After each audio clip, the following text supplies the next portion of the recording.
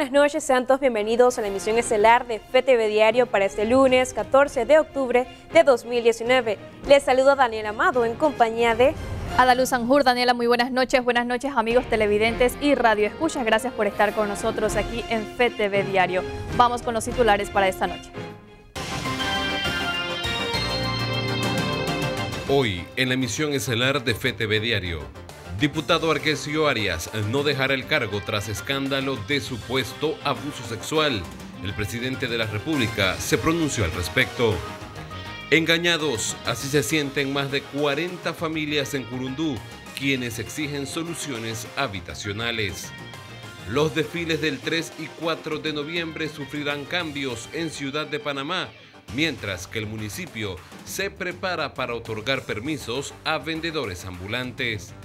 Continúan los hechos delictivos en la provincia de Colón. El gobierno busca mecanismos para contrarrestar la ola de violencia.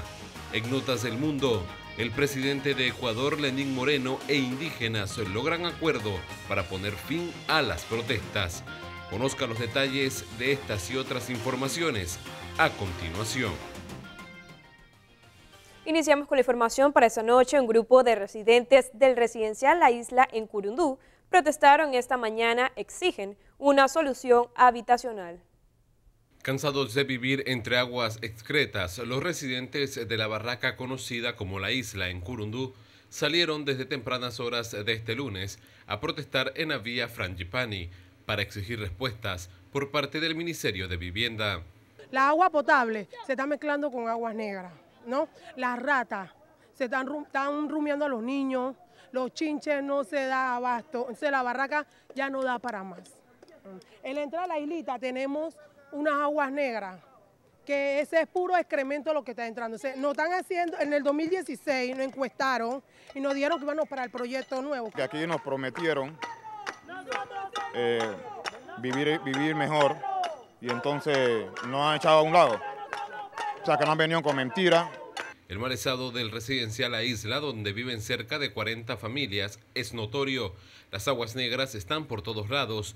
El hacinamiento se ha convertido en un problema para niños y personas adultas que residen en este lugar.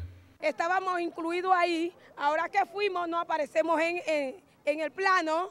Han venido gente de otros lados, le han dado las casas y nosotros ¿qué?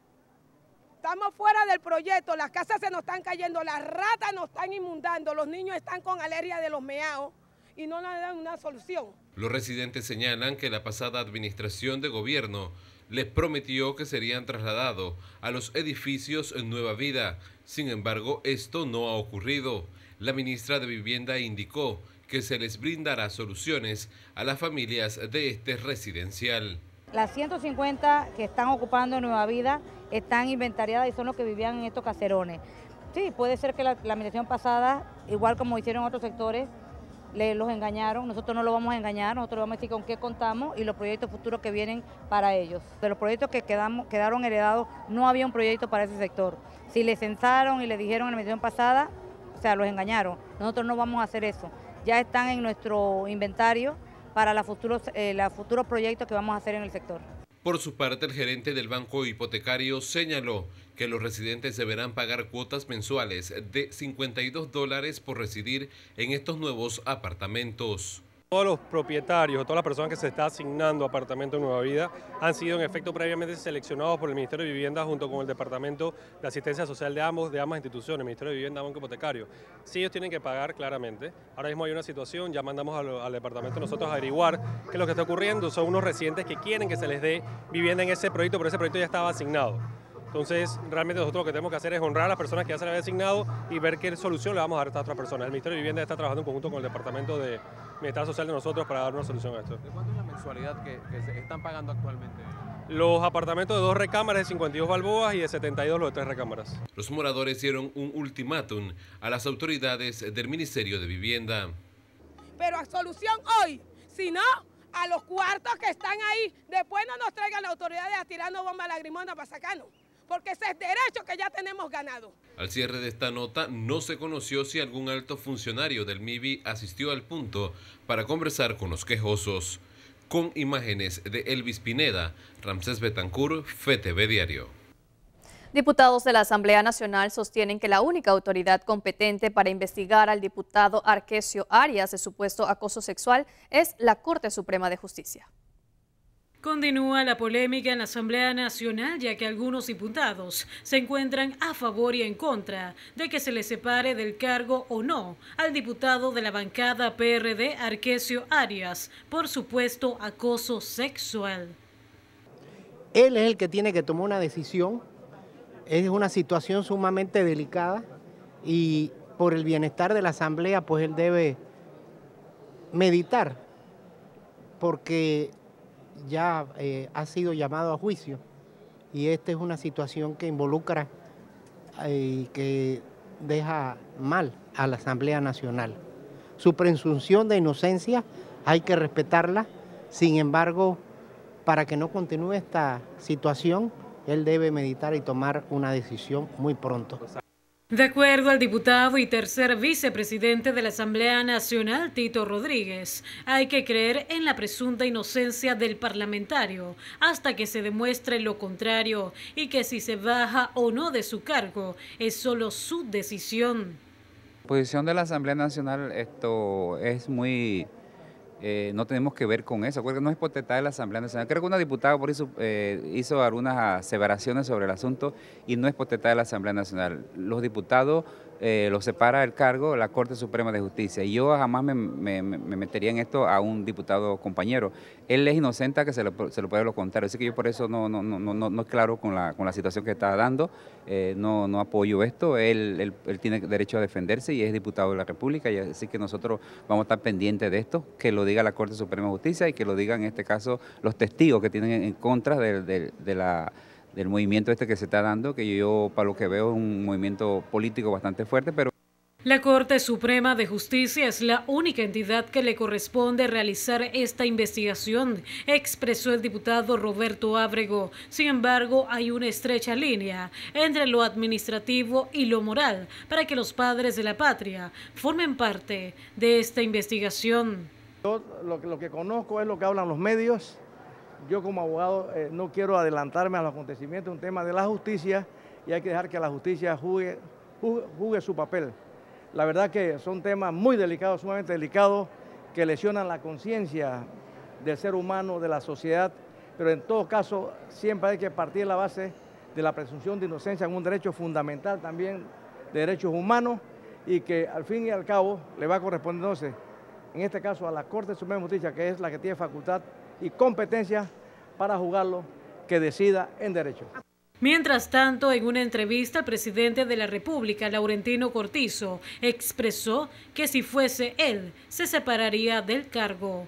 Si fuese Nito Cortizo, yo me separo. O sea, investiguen. O sea, pero es un tema bien difícil, delicado, ¿no? Delicado. Yo no manejo información en detalles, pero es delicado. Hasta el momento existen al menos 13 casos de diputados de distintas bancadas que reposan en la Corte Suprema de Justicia, empañando aún más la imagen de la Asamblea Nacional. Con cámara de Oriel Arce, Milady Madrid, FTV Diario. El gobierno del presidente Laurentino Cortizo busca mecanismos para contrarrestar los índices de inseguridad en la provincia de Colón. Los casos de violencia siguen generando temor en la sociedad panameña. El gobierno del presidente Laurentino Cortizo sigue buscando mecanismos para disminuir los hechos violentos en el país. De los hechos delictivos, y no quiero entrar en detalle del tema de estadística, cada homicidio es una cifra que no nos gusta. Y obviamente este tipo de actividades que estamos haciendo aquí, e inclusive que se está haciendo en lo Alto de los Lagos, son actividades que van a ayudar a disminuir el tema de delincuencia, el tema de la situación de inseguridad que se ha estado viviendo en el país. La provincia de Colón ha sido una de las más afectadas, ya que en los últimos días se han reportado varios hechos delincuenciales que han terminado con víctimas fatales. Lamentable los hechos de violencia que se dan.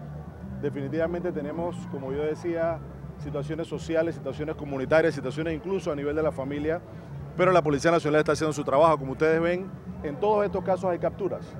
Estamos haciendo nuestro trabajo, pero tenemos que ir más allá y trabajar en el fondo de los problemas, ir hacia la prevención primaria, evitando que jóvenes y niños que están en riesgo de cruzarse a las líneas de la delincuencia, que no lo hagan. Según reportes del Ministerio Público, hasta agosto de 2019 se habían reportado en el país 281 homicidios, siendo enero y agosto los meses con más casos.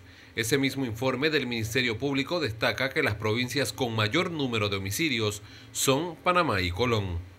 Ramsés Betancourt, FTV Diario. Y se deben realizar modificaciones en el proyecto de ley de contrataciones públicas, expresó el presidente de la Comisión de Comercio y Asuntos Económicos.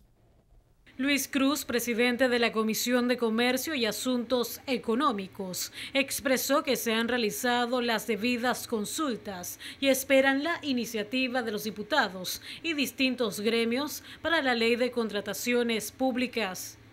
Continuamos con el primer debate de una ley tan importante, Ley 10 de Contrataciones Públicas, con algunos temas, modificaciones que se están presentando. En la última sesión se presentaron las modificaciones hasta el artículo 26, lo que aspiramos hoy pues a llegar del 27 al 66. Algunos de estos cambios, algunos son cambios leves, en algunas se eliminan algunos artículos. Y bueno, esperando que los diputados, después de todas las consultas que se hicieron a los diferentes gremios y asociaciones, los diputados ahora siguen acogiendo algún tipo de iniciativas y están en su derecho de presentar estas iniciativas. Nosotros aspiramos también pues a llevar alguna de estas a votación. Poder incluir un artículo donde los productos alimenticios sean de manos panameñas y un artículo donde las empresas corruptas no puedan licitar en Panamá son algunas de las modificaciones que se podrían realizar al proyecto de ley de contrataciones públicas. Bueno, hay algunos temas como el de los medicamentos, donde algunas asociaciones planteaban la necesidad de dejarlo fuera de la ley de contrataciones públicas y otros aspiran a que esté adentro.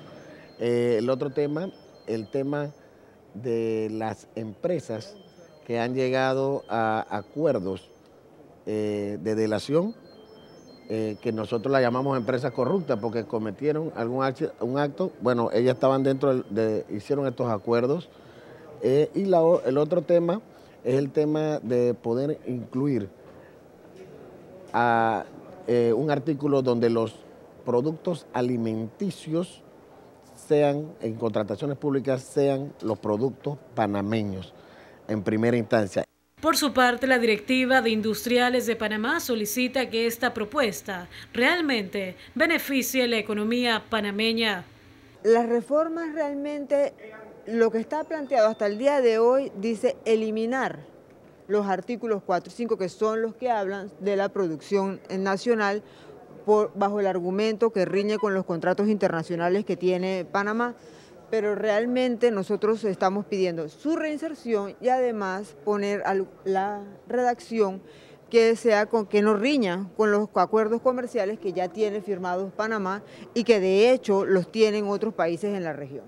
Este proyecto de ley fue una de las propuestas en campaña del presidente Laurentino Cortizo para que se incremente la economía en Panamá. Con cámara de Oriel Arce, Milady Madrid, FTV Diario.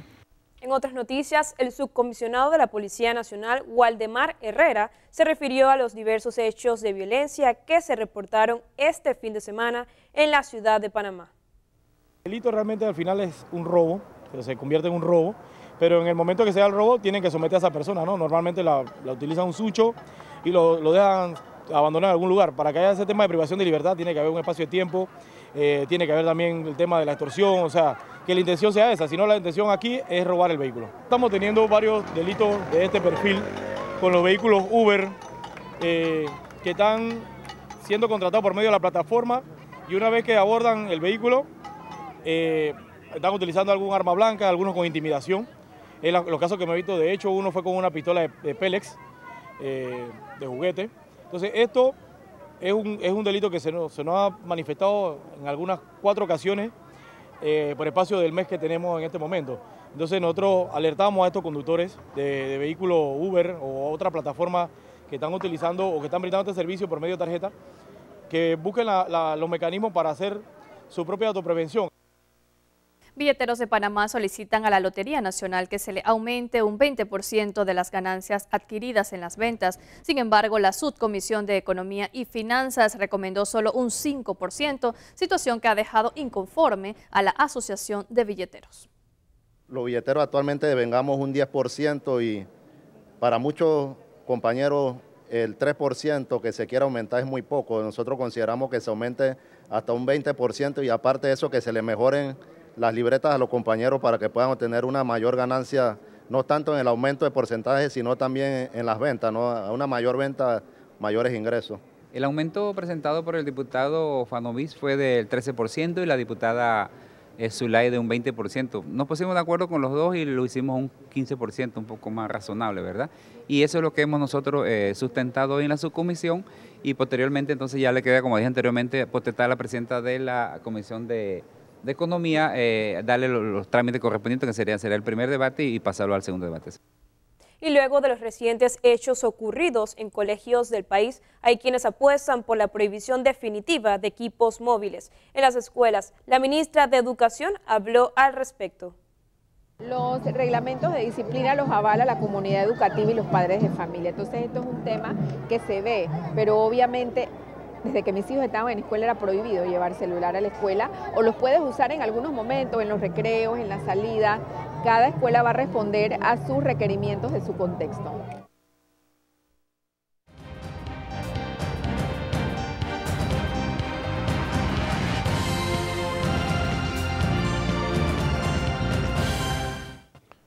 Buenas noches, amigos televidentes. Se está dando una situación que para mí es muy curiosa y se las comparto, a ver si a ustedes les llama la atención tanto como a mí. Hay un diputado de apellido Arias, de la comarca Cunayala, que tiene, según se dice, varias denuncias que tienen que ver con temas de violación y demás. Reitero, denuncias. Queda por saber si el señor es responsable o no, o es culpable o inocente de lo que se le acusa. Y uno, hay que presumir la inocencia, pero dos, hay que hacer las investigaciones para determinar si hay o no responsabilidad, si se le lleva a juicio o no. Responsablemente, lo que mucha gente le está diciendo, o lo que algunas personas están diciendo, incluyendo al presidente Cortizo, es sepárate del cargo para que te investiguen. Y a mí me parece que eso es lo que procede. Es lo responsable si uno tiene algo de respeto por el cargo que ocupa y sobre todo por los electores que lo llevaron allí. Un elemento interesante. Estas denuncias contra el señor estaban puestas antes, o algunas de ellas, si no todas, estaban puestas antes de que fuera diputado. Y observen un detalle, a pesar de eso, lo eligieron allá en la comarca. Yo creo que lo que procede es la investigación y en virtud de la investigación que se lleve o no a juicio al señor y se determine, repito, su culpabilidad o su inocencia. Pero,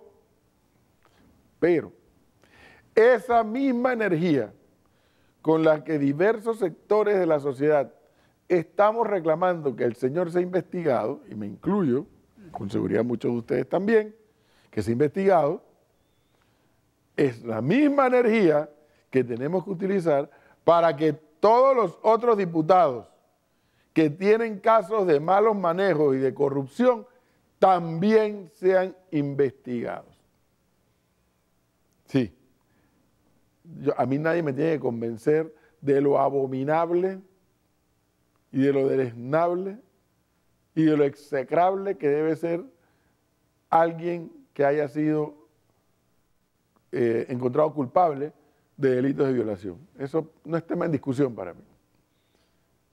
Sí, pero ese es un caso. Y la pregunta es, ¿qué pasa con los otros casos? ¿Por qué los otros casos no se están moviendo? ¿Por qué en los otros casos no hay esa presión de los distintos sectores de la sociedad para que también se establezcan responsabilidades.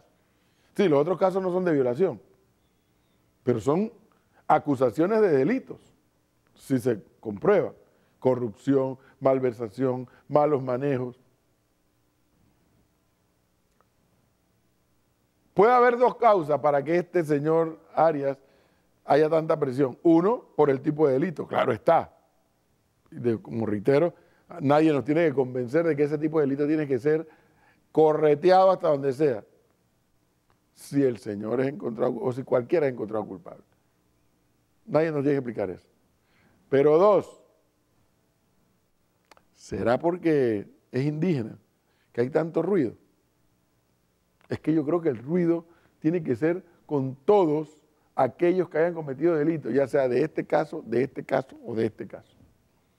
Ya sea de violación, ya sea de corrupción, ya sea de malversación de fondos, lo que fuere. Porque si a usted y a mí, que no somos diputados, la justicia se nos aplica así, rápidamente, ¿qué pasa con los diputados? ¿Por qué a ellos no? ¿Por qué la Corte Suprema de Justicia tiene que ser tan lenta y no informar por dónde van estos casos? Tengo que rescatar un hecho cierto. La semana pasada y hoy, el magistrado que lleva el caso ha estado rindiendo informes. Me refiero al magistrado Olmedo Arrocha. Una lucecita ahí al final del túnel. Pero ese es 1 de 9.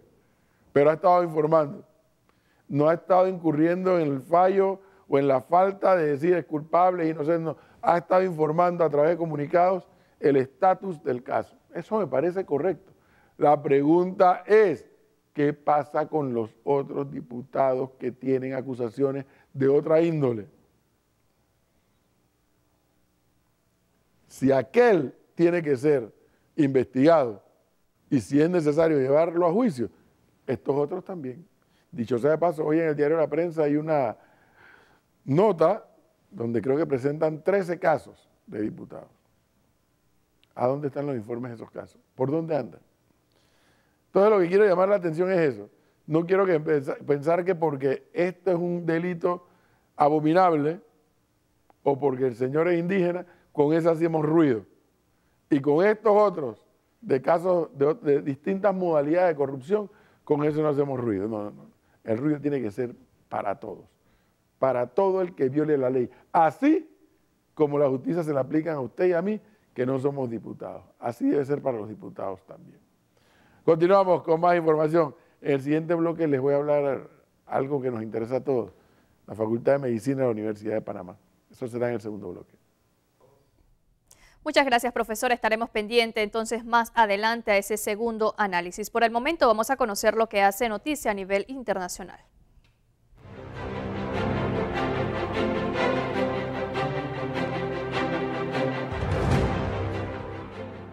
Iniciamos en Hong Kong y es que la policía se enfrentó en varios barrios con manifestantes, algunos de los cuales estaban enmascarados y saquearon comercios considerados leales a China.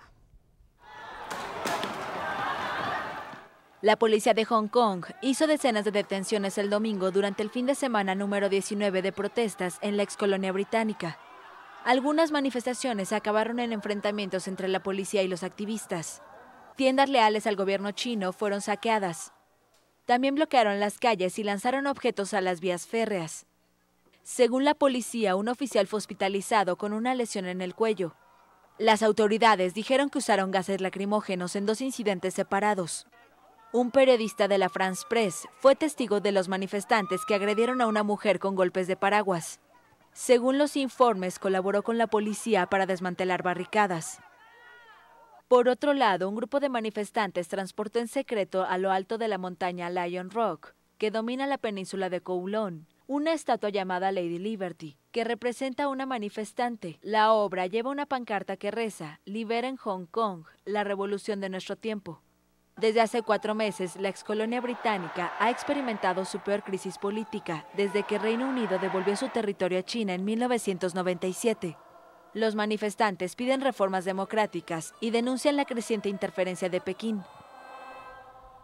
Y este lunes en Japón, decenas de miles de rescatistas siguen buscando sobrevivientes 2 días después del paso del potente tifón Hagibis por el centro y el este del país. Japón buscaba desesperadamente el lunes a sobrevivientes del tifón Hagibis, que dejó más de medio centenar de muertos. El sábado por la noche, el tifón tocó tierra en el país con rachas de casi 200 kilómetros por hora, precedido por lluvias intensas que afectaron a la mayoría de los departamentos, provocando corrimientos de tierras y desbordamientos de más de un centenar de ríos. Más de 110.000 socorristas, incluyendo 31.000 soldados, trabajaban en el terreno, mientras que según el primer ministro Shinzo Abe, aún quedan muchas personas desaparecidas. Decenas de miles de personas fueron alojadas en refugios de forma provisional. En algunos lugares, los habitantes refugiados en el tejado de sus casas o en el balcón eran rescatados en helicóptero. Y en otros, los socorristas se adentraban en lancha entre las viviendas inundadas para liberar a las personas que habían quedado atrapadas. Los meteorólogos prevén nuevas precipitaciones en las zonas golpeadas por la catástrofe y advierten del peligro de nuevos corrimientos de tierras e inundaciones. Cortes de carreteras, manifestaciones y llamadas a la desobediencia civil en las calles de Cataluña. Miles de ciudadanos se oponen a la sentencia del proceso. Tensión en Barcelona. Apenas se conoció la condena contra los líderes independentistas de Cataluña, los separatistas se lanzaron a las calles como forma de protesta. Primero se formaron manifestaciones espontáneas frente a los puestos de trabajo o universidades. Luego todos empezaron a converger en la Plaza Cataluña, convocados por una plataforma creada recientemente, Tsunami Democrático. Hoy no es una manifestación independentista, hoy es una manifestación por los derechos civiles. Continúo pensando que es una exageración y que deberían estar todos en la calle, en sus casas, con sus familias. Y los que están exiliados también deberían volver. Esta gente lleva 2 años. 2 años ya es muchísimo. Todo lo que pueda venir después es de más. 9 líderes independentistas catalanes fueron condenados el lunes a penas de entre 9 y 13 años de cárcel por el fracasado intento de secesión en 2017. Desde Bruselas, donde se refugió para esquivar la justicia española, el expresidente regional catalán Carles Puigdemont llamó a responder en las urnas a las condenas. Nuestra capacidad de resistencia se mide y se refuerza en nuestra determinación y en nuestro compromiso insobornable con la no violencia. Y tenemos una gran oportunidad de demostrarlo una vez más, de convertir también las elecciones del 10 de noviembre en una respuesta masiva y sonora de rechazo, de dignidad, de firmeza. Un juez español emitió el lunes una nueva orden internacional de detención contra Puigdemont. El presidente de Ecuador, Lenín Moreno, e indígenas logran acuerdo para poner fin a protestas. Veamos de qué trata. Que deja sin efecto el decreto 883. El gobierno de Ecuador y el movimiento indígena alcanzaron el domingo un acuerdo para poner fin a las protestas que estallaron hace 12 días, luego de que se derogó el decreto que hizo que los combustibles subieran hasta 123% por la eliminación de los subsidios. Un acuerdo no significa ganarlo todo. Acuerdo significa ceder algo. Por eso digo que poco queda por decir. Qué bueno que la palabra que en esta última instancia más se ha repetido ha sido la de la paz. Tras el acuerdo se terminan las movilizaciones y medidas en todo Ecuador y ambas partes se comprometieron a restablecer la paz en el país. Con esto, decirlo a todos los presidentes de las nacionalidades y pueblos del Ecuador, informar a todas nuestras bases que se levanta la medida de hecho en cada uno de nuestros territorios, por la libertad. El presidente Lenín Moreno y el líder de la CONAIE, Jaime Vargas, se reunieron más de 4 horas el domingo en Quito. Una comisión de ambas partes elaborará un nuevo decreto sobre el tema, también con la mediación de la ONU y la Iglesia Católica. El 2 de octubre se desató descontento social, luego de la eliminación de subsidios a combustibles mediante un decreto presidencial. El presidente instauró el 3 de octubre estado de excepción para que las Fuerzas Armadas intentaran restablecer el orden. El sábado, tras el aumento de los disturbios, se ordenó toque de queda y la militarización de Quito. Las manifestaciones dejaron 7 muertos y 1.152 detenidos, según la Defensoría del Pueblo. Antes del anuncio del acuerdo, seguían las protestas con enfrentamientos entre las fuerzas del orden y los manifestantes. Y en esta misma línea veremos algunas reacciones del pueblo ecuatoriano tras el acuerdo que revoca la eliminación de subsidios al combustible. Una multitud celebró el domingo en las calles de Quito el acuerdo entre gobierno e indígenas que revoca la eliminación de subsidios al combustible que había sido pactada con el Fondo Monetario Internacional. Un alto número de indígenas se había manifestado durante toda la semana, pese al toque de queda impuesto por el presidente Lenín Moreno a raíz de los fuertes disturbios del sábado. Tantos días de sacrificio no fueron en vanos. Nosotros quedamos, dijimos, conversamos internamente que nosotros, si no ganábamos, no nos íbamos. Pero hemos luchado hasta la muerte con todos los compañeros. Pueblo indígena, nunca hemos caído. Luego de más de 4 horas de negociación con la mediación de la ONU y de la Iglesia Católica, ambas partes asumieron un compromiso que atiende la exigencia del movimiento indígena, la derogatoria del decreto que había liberado el precio del diésel y la gasolina, encareciéndolos hasta en 123%. El presidente, que reconoció el sacrificio de cada una de las partes, escribió en Twitter que el gobierno sustituirá el decreto por uno nuevo que contenga mecanismos para focalizar los recursos en quienes más lo necesitan. Según la Defensoría del Pueblo, las protestas dejaron 7 muertos, más de 1000 heridos y 1 millar de detenidos. Y con esta información vamos a nuestra primera pausa comercial aquí en FTV Diario. No le cambie que ya volvemos con más información.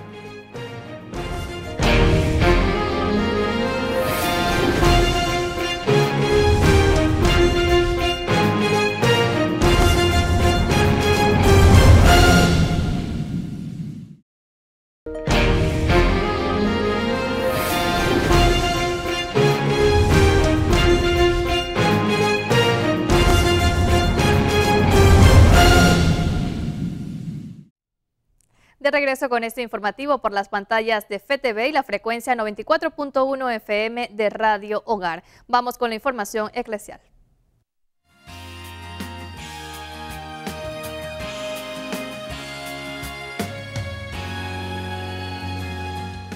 Y los fieles panameños se congregaron en la Catedral Basílica Santa María la Antigua para conmemorar los 102 años de las apariciones de la Virgen de Fátima y en celebración del primer aniversario de la canonización de San Óscar Arnulfo Romero. También fueron entregadas reliquias del santo que permanecerán en la catedral. Monseñor Óscar Romero fue canonizado un día como hoy en el 2018 por el Papa Francisco.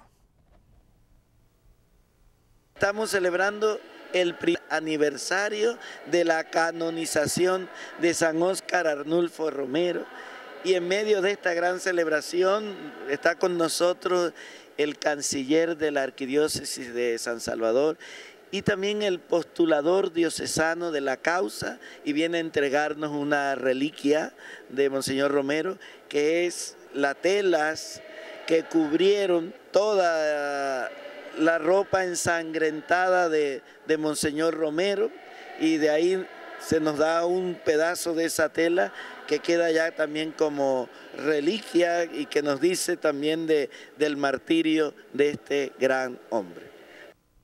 Y en el Vaticano, el Papa Francisco canonizó a 5 nuevos santos, entre ellos la primera santa de Brasil. Estos son los nuevos 5 santos canonizados por Francisco en San Pedro. Un teólogo, 3 religiosas y una sencilla costurera. Todos ellos vivieron entre los siglos XIX y XX. Francisco destacó cómo, a pesar de ser personas de países y estilos de vida distintos, los 5 tenían algo en común, una fe decidida. De entre los 5 nuevos santos hay 2 nombres que destacan.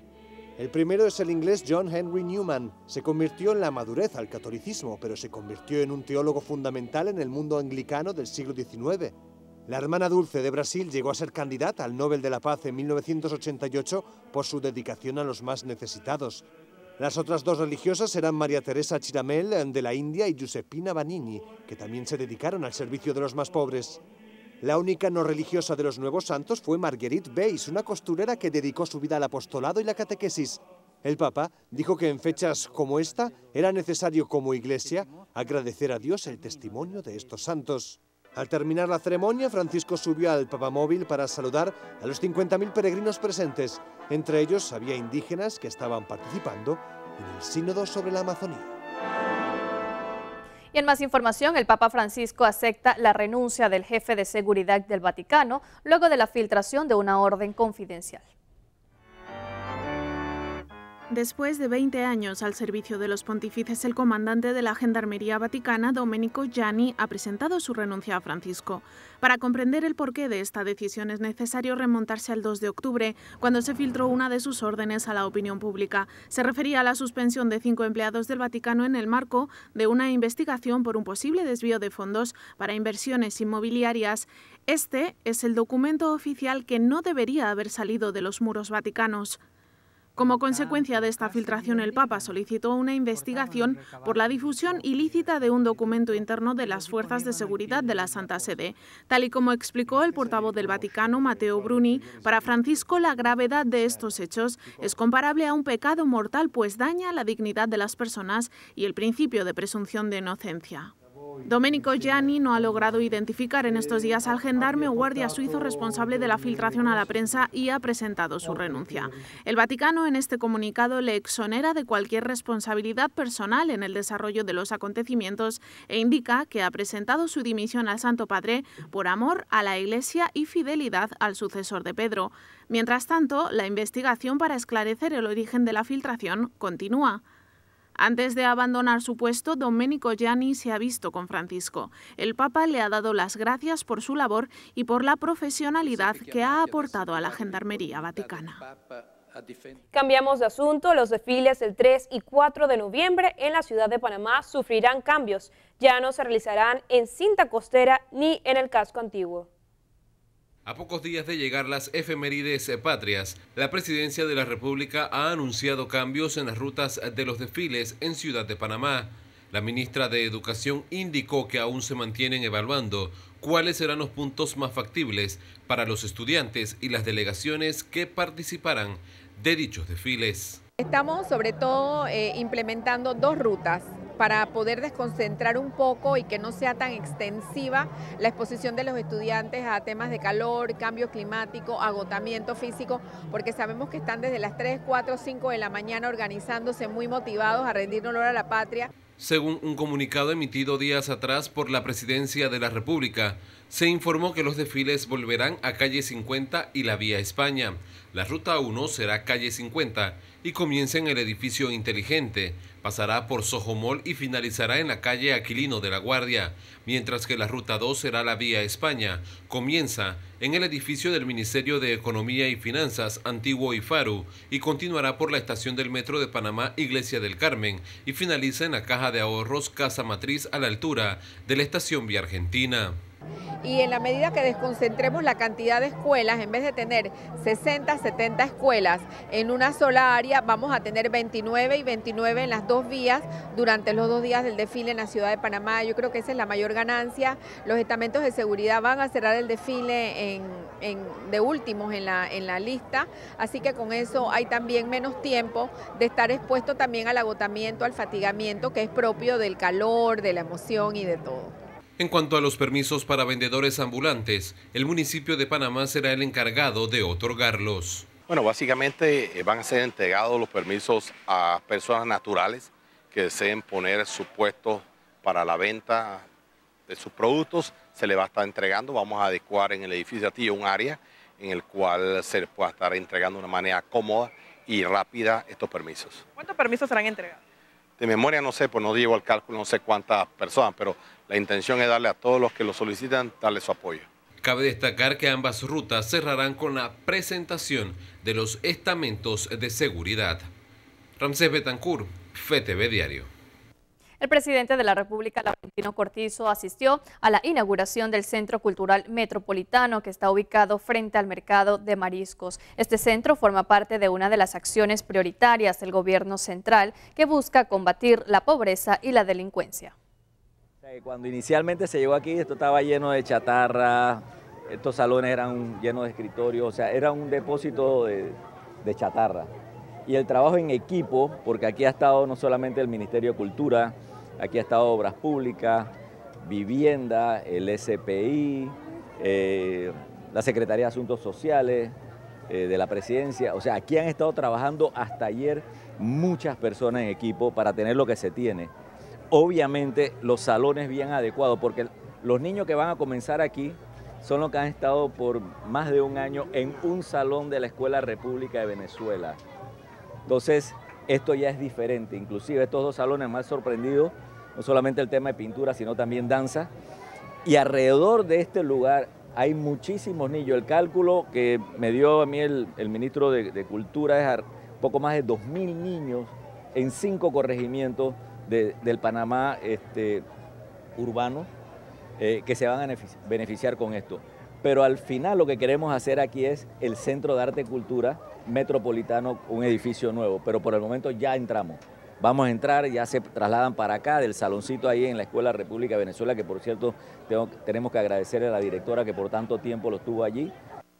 El presidente de la Comisión de Credenciales, Roberto Ábrego, expresó que una vez que se entregue el informe del reglamento interno de la Asamblea Nacional, continuará la discusión en primer debate, que lo más probable sea para el próximo periodo. Hay que recordar que son 6 proyectos diferentes. Yo no quiero adelantarme hasta tanto no veamos la unificación que se ha dado, pero entiendo que hay materias significativas que tienen que ver con el funcionamiento normal de este órgano del Estado. Entonces yo prefiero que una vez que lo entreguen en la tarde de hoy, entonces ya con más propiedad podemos entonces ya comunicarles formalmente los aspectos de esa unificación. El siguiente paso después que se entregue este informe.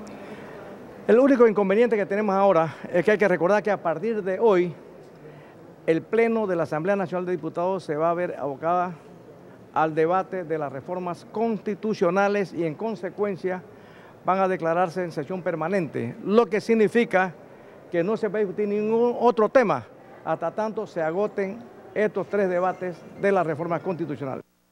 Comisión de Transporte prohijó el proyecto de ley que regula las plataformas motorizadas en la ciudad de Panamá. Las plataformas llegaron y se van a quedar. ¿En qué sentido? Tenemos que manejarnos ya en este país. Y si se quiere regular las plataformas de los taxis, de los famosos independientes, para no decir marca, también tenemos que regular la plataforma de las motocicletas, porque eso es lo que hacen en la mensajería en este país. Las motocicletas, en estos días nada más hubo un caso de una motocicleta que repartía alimentos, para no decir tampoco nombre, que cometió un error y si tuviéramos las plataformas, estuviéramos nosotros avanzando un poquito más, ¿ok? ¿Quién es el responsable? ¿Quién te llevó la cuestión? Para que esto no ocurra y sea un trámite más que burocrático, administrativo. El alcalde del distrito de San Miguelito, Héctor Carrasquilla, señaló que siguen trabajando en conjunto con la empresa Revisalud para evitar un problema en el servicio de recolección. Dios primero, ya el IDAN está enviando alrededor de 200.000, 300.000 dólares los cheques a la empresa. Gracias a Dios ya eso se resolvió, ¿verdad? Y lo que es importante aquí es que para futuros meses, donde vamos a entrar en dificultades o en situaciones más sensibles, que son los meses donde más consumo de basura se genera, de verdad yo estoy seguro que ya este avance que se dio hoy en enviar los respectivos cheques a la empresa de Revisalud es un gran avance para llegar a entendimiento, para poner las cosas en orden. Luego de un deslizamiento de tierra en el Cerro Marta, en la provincia de Coclé, el ministro de Obras Públicas, Rafael Sabonge, señaló que los trabajos para reabrir la vía tomarán su tiempo. Como ese han habido ya 4 deslizamientos en la última semana por las fuertes lluvias, ¿no? Pero ahí en Cerro Marta estuvimos ya con los contratistas, con la comunidad, va a ser un trabajo importante y además demorado porque hay que banquetear todo el cerro, más de 1 kilómetro de cerro que hay que trabajar y además redireccionar 3 cauces pluviales que tiene el cerro que son los que causan los derrumbes. Eso ya está empezando. Hoy en Cerro Colorado, en la comarca, también llegaron nuestras máquinas porque también hubo un deslizamiento de tierra y ya habilitamos el camino que va al Breñón en Renacimiento, en la provincia de Chiriquí. Amigos televidentes y radio escucha, momento de realizar nuestra segunda pausa comercial en su noticiero PTV Diario. Así es, no le cambia al volver el profesor Edwin Cabrera con el segundo análisis de esta noche e información deportiva también. Ya volvemos.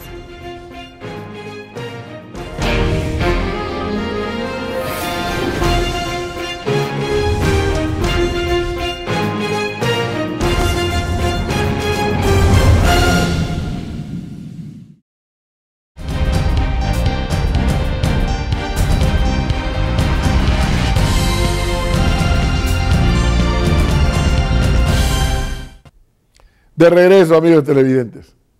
Hoy tuve la oportunidad de conversar con el decano de la Facultad de Medicina de la Universidad de Panamá, el doctor Mendoza.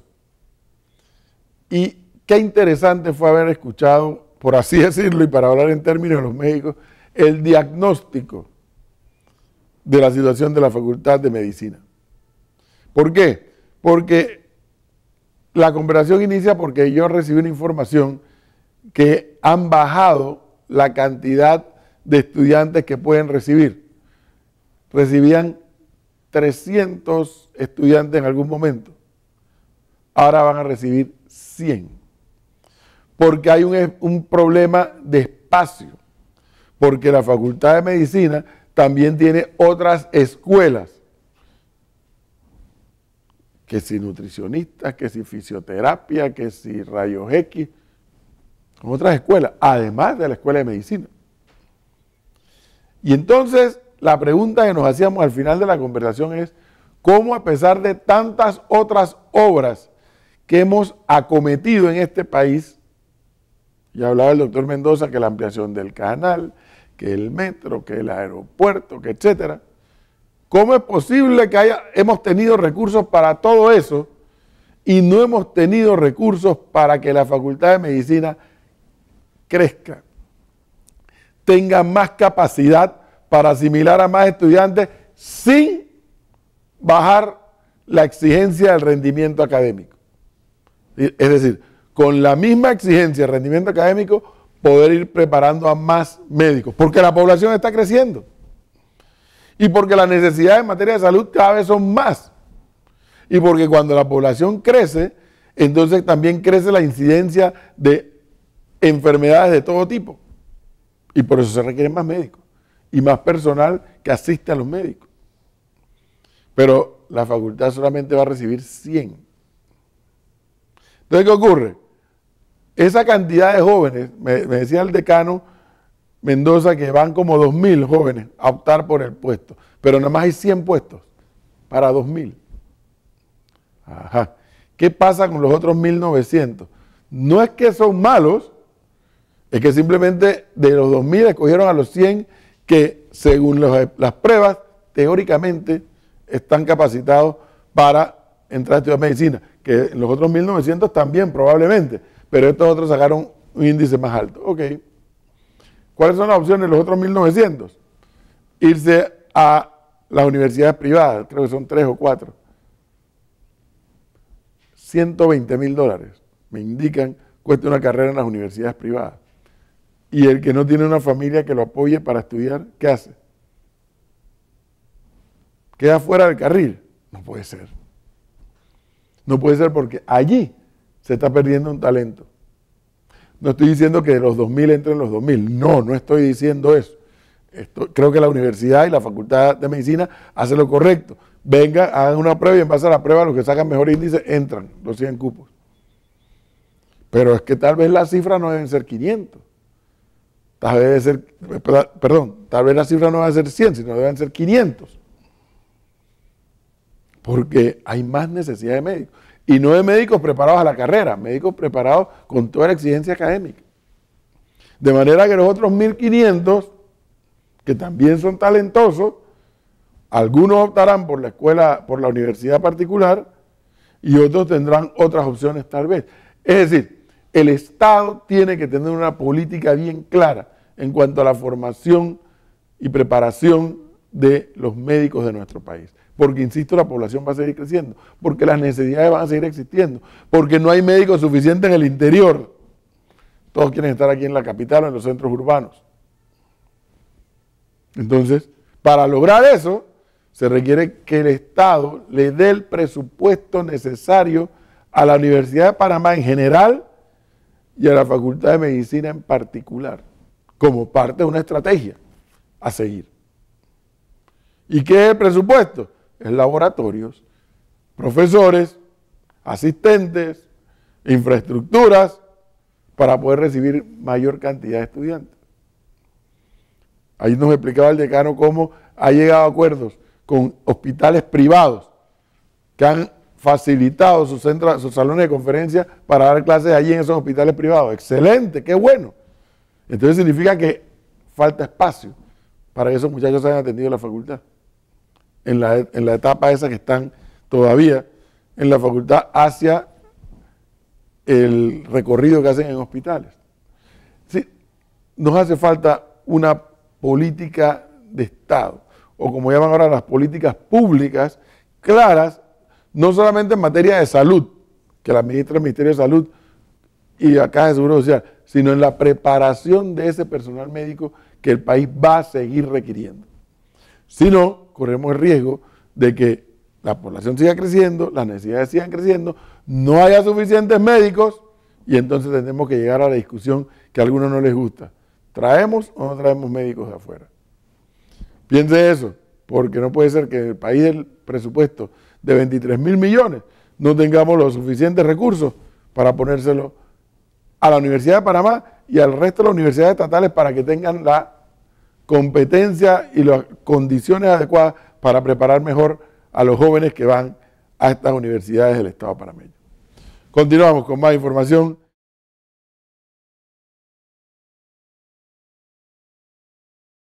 Muchas gracias, profesor Cabrera, por esta información. Y el taekwondo sigue tomando auge en nuestro país y un grupo de 23 jóvenes han dejado el nombre de Panamá muy en alto en una competencia internacional. Veamos. El taekwondo es un arte marcial de origen coreano que se practica en muchas regiones del mundo. En Panamá, ese deporte también se enseña y lo practican todo tipo de personas. Bueno, es un torneo panamericano que se lleva a cabo todos los años y este año tocó como casa central Paraguay, Asunción, en donde desde acá fuimos una delegación de 23 integrantes, en donde gracias a Dios todos los alumnos tuvieron primeros lugares, segundos y terceros lugares. O sea, puedo decir que fue una experiencia muy buena y maravillosa para todos. Recientemente un grupo de más de 20 panameños representaron al país en una competencia en Paraguay, donde los niños y jóvenes que participaron de esto han dejado el nombre de Panamá muy en alto. La competencia estaba por pista, éramos 10 competidores, por lo cual de 10 llegar a los primeros puestos, primero, segundo y tercer lugar, y realmente todo el grupo llegó a los primeros 3 puestos. Muy buena, me gustó cuando fui por allá. En Paraguay había como que mucho frío por allá, pero me gustó. ¿Valió la pena ir allá? Sí. Según los practicantes de este deporte, la experiencia personal ha sido uno de los mayores logros y explican la razón por la cual hacen este tipo de deporte, que en los últimos años ha ido tomando auge en nuestro país. Llegué aquí porque pues yo estaba jugando mucho en los videojuegos y mi mamá quería que saliera de ahí, así que me metí acá. Además que también me podría terminar estando muy gordo por estar siempre sentado viendo TV. Así que me metí a taekwondo. El apoyo de los padres de familia y de sus tutores formó parte fundamental para que estos jóvenes dejaran el nombre de Panamá en alto. Los acudientes señalan que este tipo de deporte hace cambios importantes en la vida de las personas que lo practican. Mi hijo es un niño de 4 años. Yo lo metí en este porque me gusta el deporte a mí y a él espero que le siga gustando y ha cambiado mucho su actitud, hace más caso.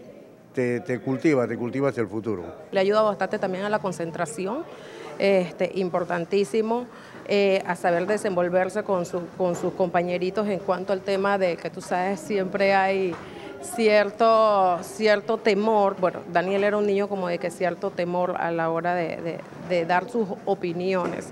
Como todo arte marcial, uno va avanzando en grados, desde blanco a llegar a negro. Cada color va significando un grado y un avance en los niños. Si tú te fijas en los pequeñitos, que todos son cinturones blancos, ello es porque por la edad. Si un tan pequeñito lo avanzamos como un grande, o sea, él puede llegar a cinturón negro prácticamente a los 4 años y realmente no va a aprender lo que es un arte marcial como tal. Por eso en los más pequeñitos el rango es diferente, en donde siempre están en cinturón blanco, pero dentro tienen escalas de animalitos. El taekwondo consiste en diferentes técnicas de defensa personal como agarres, bloqueos y barridas. Es una de las artes marciales más practicadas a nivel mundial y consiste en dar una serie de golpes contra el contrincante, técnicas de ataque y defensa para ganar la batalla, movimientos que exigen rapidez y precisión. Con imágenes de Elvis Pineda, Ramsés Betancourt, FETV Diario. Felicidades a estos grandes atletas que han dejado el nombre de nuestro país en alto. Y queridos amigos, con esta información llegamos a la parte final de FETV Diario. Daniela. Así es, Adaluz, y usted sigue en sintonía de FETV porque pronto inicia Buenas Nuevas para Todos. ¡Feliz noche!